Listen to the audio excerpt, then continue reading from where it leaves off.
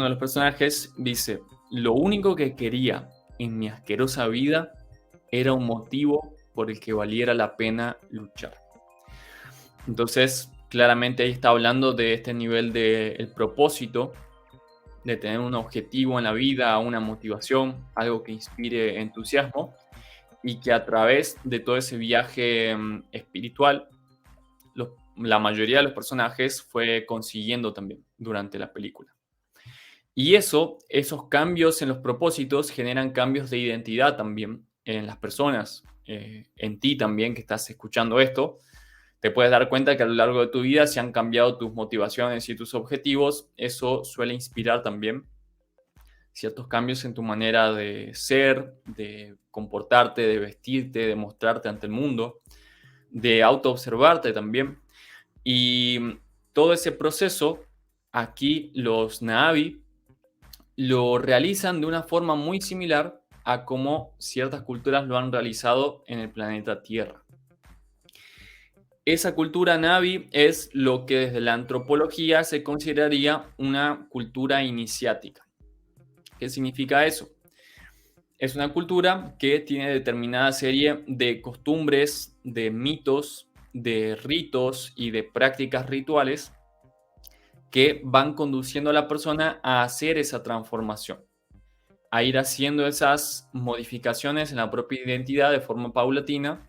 para lograr transformar el estado normal de las personas hacia un estado más sublime, hacia un estado que les permite estar preparados para la convivencia en sociedad, para convivir en armonía, para relacionarse sanamente con sus propios cuerpos. Y por lo general, la mayoría de esas culturas iniciáticas requieren que las personas pasen determinados tipos de desafíos o de pruebas para demostrar que efectivamente ya están listas para ser consideradas adultas y para justamente ser aceptadas en la toma de decisiones, por ejemplo, a nivel social. También otras cosas que se requieren para casarse es el hecho de demostrar que uno ya está listo para empatizar con el otro, para comunicarse efectivamente, para gestionar sus propias emociones, de modo que no te vas a terminar peleando a cada rato con tu pareja o con las demás personas, o que no vas a tomar decisiones egoístas también.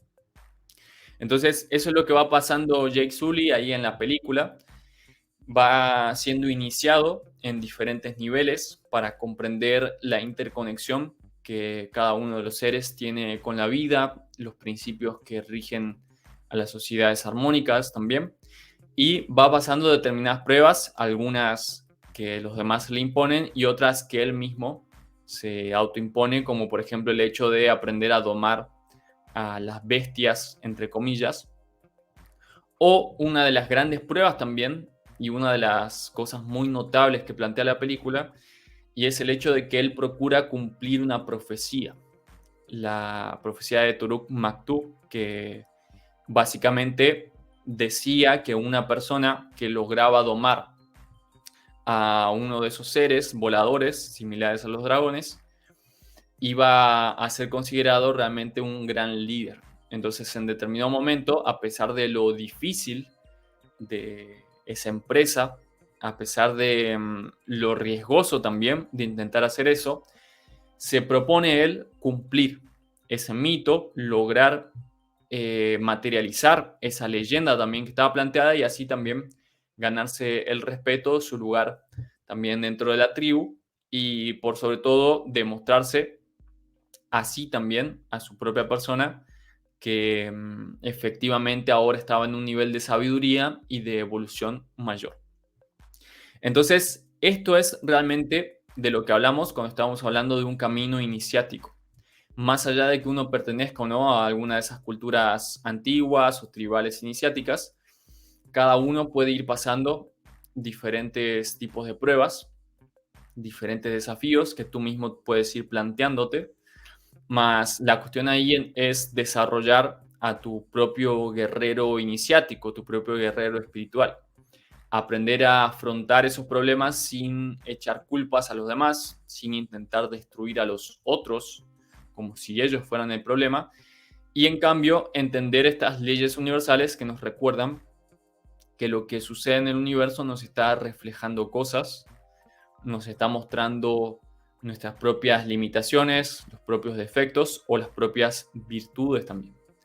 Que la prosperidad y las cosas armónicas que vivimos efectivamente las estamos propiciando, como así también las cosas que pueden no gustarnos. Entonces, de nada sirve quedarnos en la queja, sino más bien aprovechar estos principios de cómo funciona el cosmos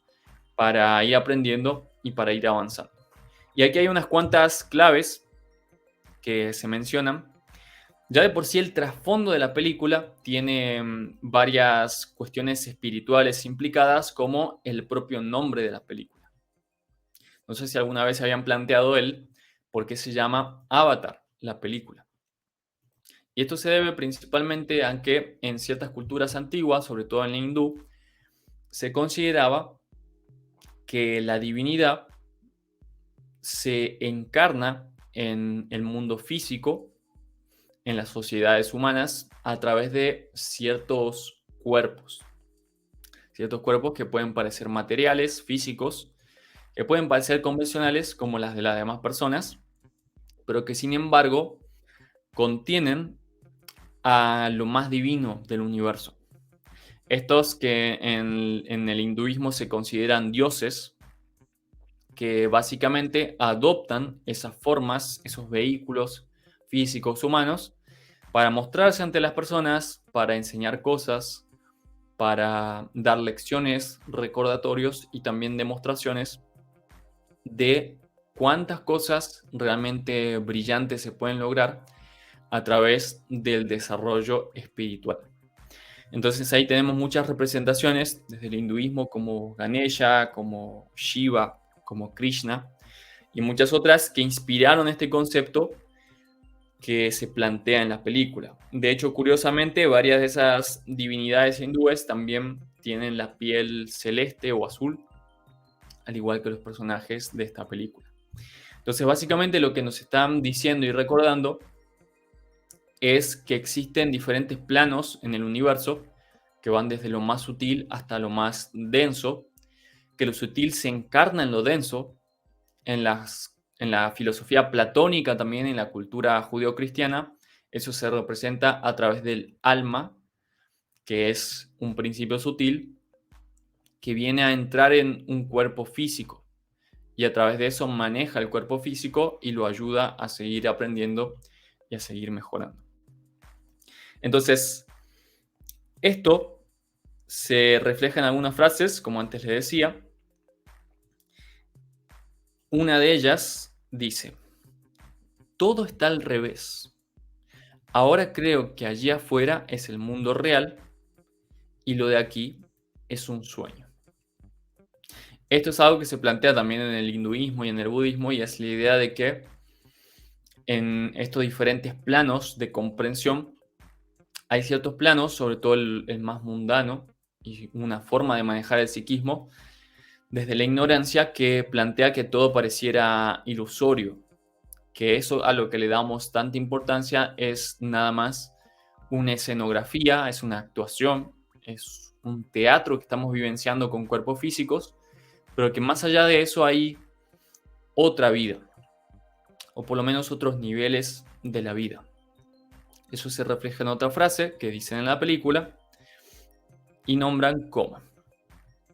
tu espíritu se va con Eiwa,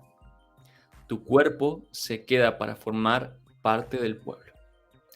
Aquí ya nos está mencionando esos por lo menos dos niveles. Menciona que hay un espíritu que está impregnando todas las cosas, un gran espíritu, que parte de ese espíritu se encarna en cuerpos y expresiones particulares, pero que después en determinados momentos continúa su viaje en diferentes niveles de expresión.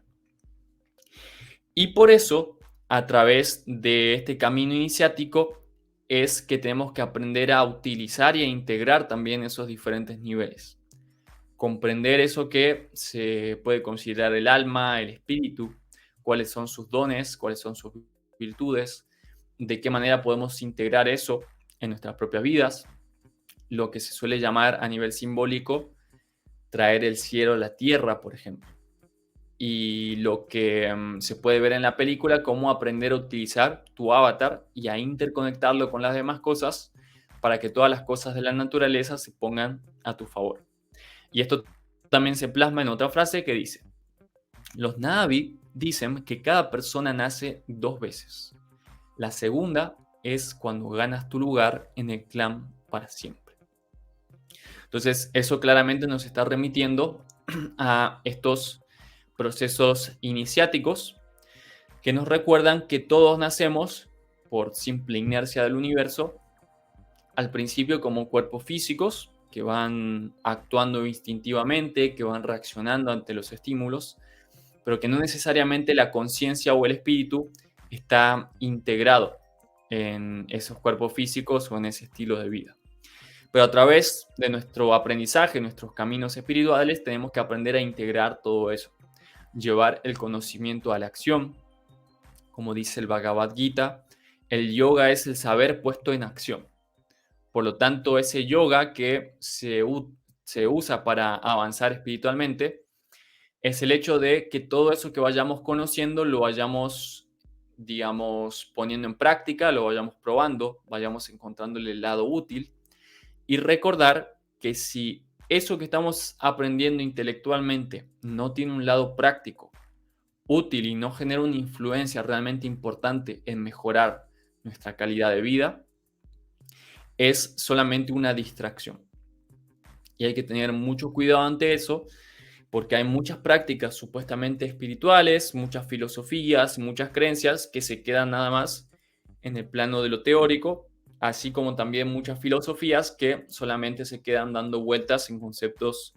racionales o intelectuales que después no generan realmente un avance y una mejoría en cada una de las personas. Entonces, mucho cuidado ante eso. Puede ser algo, digamos, a veces divertido o estimulante estar acumulando saberes, pero por sobre todo, lo importante es que con eso podamos construir nuevas y mejores cosas. Hernán.